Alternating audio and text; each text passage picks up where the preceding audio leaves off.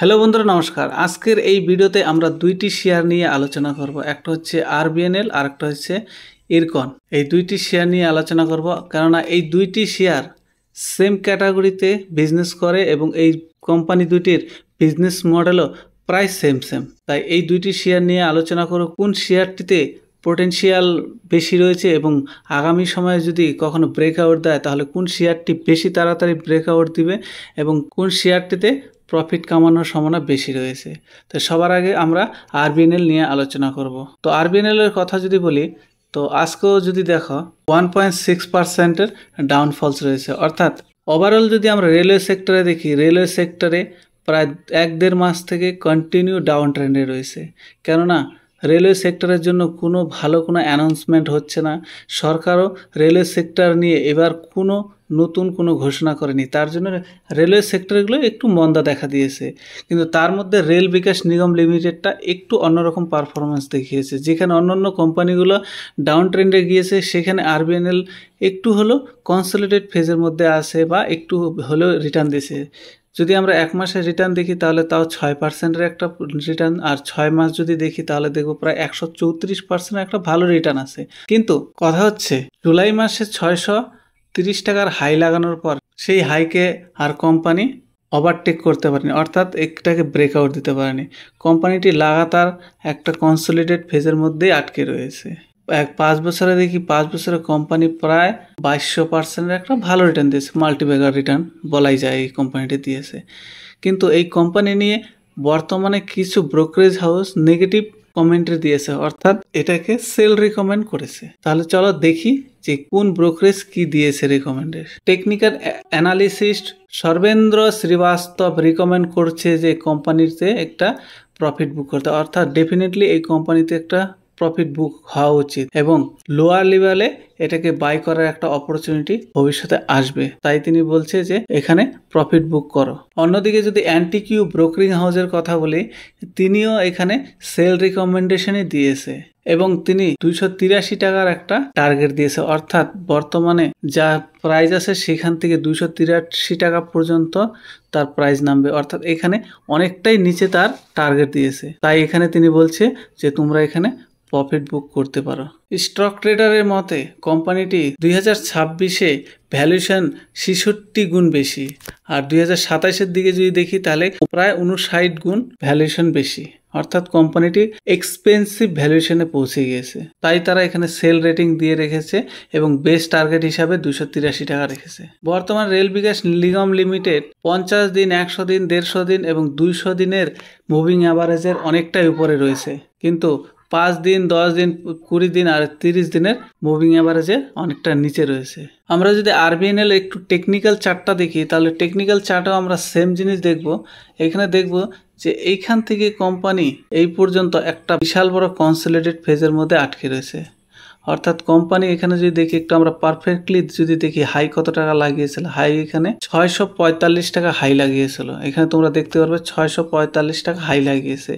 645 টাকা থেকে বর্তমানে ট্রেড করতেছে 584 টাকা, অর্থাৎ অনেকটাই নিচে। এখানে হয় এই লেভেলের নিচে যেতে হবে।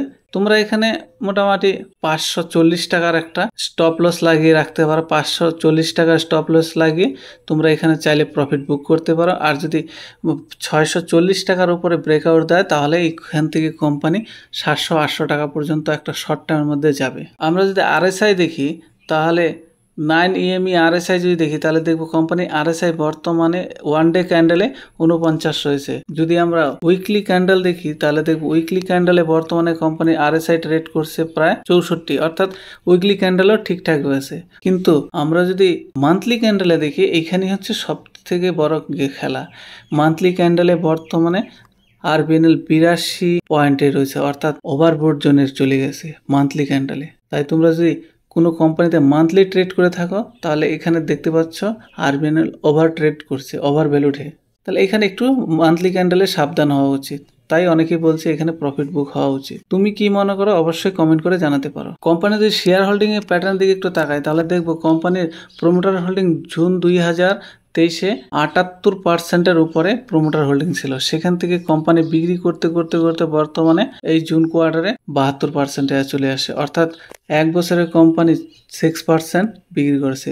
ওইখান থেকে যদি আমরা এফআইএস দেখি, এফআইএস কোম্পানিতে একটু হোল্ডিং বাড়িয়েছে জুন কোয়ার্টারে 3.13%, আগের কোয়ার্টারে ছিল 2.32, আর ডিআইএস 6.77% আছে। ডিআইএসও একটু আগের কোয়ার্টারের থেকে বাড়িয়েছে, অর্থাৎ এফআইএস এবং ডিআইএস এরা দুজনে এই কোম্পানির প্রতি পজিটিভ রয়েছে। আর পাবলিক একটু তাদের শেয়ার হোল্ডিং প্যাটার্ন কমিয়েছে, আগে 18 ছিল, এখন 17-তে রয়েছে। অন্যদিকে যদি আমরা ইরকন ইন্টারন্যাশনালের দিকে তাকাই, তাহলে ইরকন ইন্টারন্যাশনালও দেখব প্রায় এক মাসে কোম্পানিতে 8% নেগেটিভ রিটার্ন ছিল, যেখানে আরবিএনএল এক মাসে 6% রিটার্ন ছিল পজিটিভ, ওখানে ইরকন 8% নেগেটিভ। 6 মাস যদি দেখি, 6 মাসে মাত্র 13% রিটার্ন, আর আরবিএনএল ছিল কত 140%-এর কাছাকাছি রিটার্ন ছিল, মানে টাকা ডাবলেরও বেশি করে দিয়েছে। সেখানে ইরকন মাত্র 13% রিটার্ন দিয়েছে।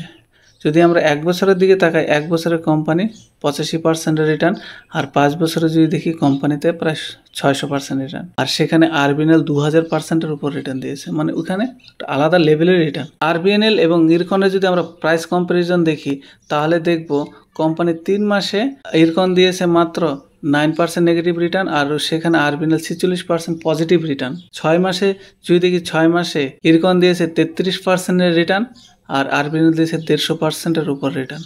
এক বছরে যদি দেখি, এক বছরে আরবিএনএল দিয়েছে 200% রিটার্ন, ইরকন দিয়েছে মাত্র 54% রিটার্ন। 5 বছরে যদি দেখি, 5 বছরে আমরা সেম কেস দেখব, ইরকনে মাত্র দিয়েছে 617% রিটার্ন, আর আরবিএনএল দিয়েছে 2215% রিটার্ন। অর্থাৎ প্রাইস কম্পারিজনের দিক দিয়ে তাকালে দেখব আমরা ইরকনের থেকে আরবিএনএল অনেক বড় রিটার্ন দিয়েছে। কিন্তু এখানে একটি জিনিস মাথায় রাখতে হবে, মনে রাখতে হবে যে ইরকন এর আগে কয়েকবার স্টক স্প্লিট এবং বোনাস শেয়ার ইস্যু করেছে। সেদিক থেকে তাকালে ইরকন অলরেডি বড় একটা মাল্টিব্যাগার রিটার্ন দেওয়ার পরে এখানে শেয়ার প্রাইসে পার্সেন্টেজ দেখাচ্ছে, তাই ইরকনও একটা বড় রিটার্ন দিয়েছে। তাই বর্তমানের দিক থেকে দেখা গেলে দেখব যে ইরকনের মধ্যে একটা বড় রিটার্ন দেওয়ার সম্ভাবনা বেশি রয়েছে, কেননা ইরকন গত এক বছর থেকে খুব একটা যে ভেগেছে তাও না, মাত্র 40-50%-এর মতন রিটার্ন দিয়েছে। সেদিক থেকে এখানে একটা বড় ব্রেকআউটের আশা করা যায়।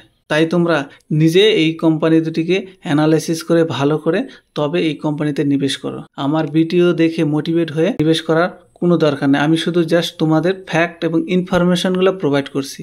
তো ভিডিওটি যদি তোমাদের ভালো লাগে, অবশ্যই ভিডিওতে একটা লাইক আর চ্যানেলটি সাবস্ক্রাইব করে পাশে থাকা বেল আইকনটি প্রেস করে এরকমই শেয়ার মার্কেট রিলেটেড ভিডিও দেখার জন্য।